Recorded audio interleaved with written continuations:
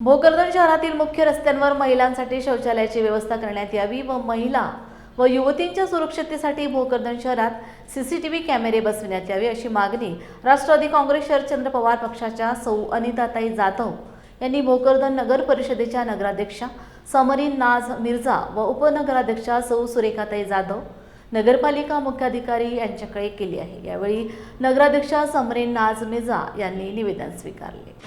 माझे नाव अनिता अंकुश जाधव, मी राष्ट्रवादी काँग्रेस पक्षाची एक सामाजिक कार्यकर्ती आहे आणि मी आत्ताच नगराध्यक्ष आणि आपल्या सीओ साहेबाला निवेदन दिलेलं आहे की आपल्या भोकरदन शहरामध्ये जाफराबाद आणि जालना रोडला आणि बाजारपट्टीमध्ये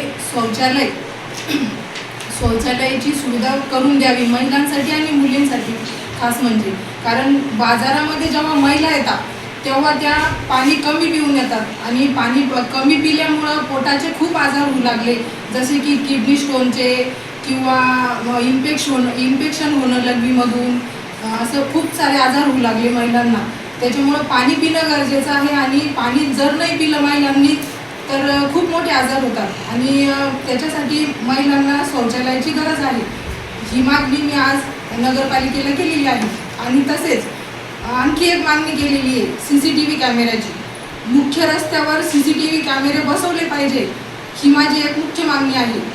आणि पुन्हा परत आपण आत्ताच मागे एकदा मी मागणी केली होती पोलीस प्रशासनाला की दामिनी पथकाची स्थापना करून द्यावी, ती प्रशासनाने मान्य केलेली आहे, त्यांचे मी खूप आभार मानते।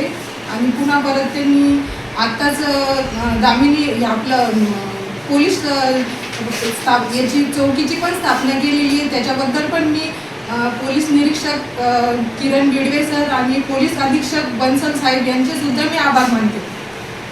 मुख्य कार्यालयामध्ये सुद्धा महिलांसाठी स्पेशल शौचालय नाही आहे, ती सुद्धा माझी मुख्य मागणी आहे आणि ती मागणी सुद्धा मान्य करावी ही अशी विनंती मी करते।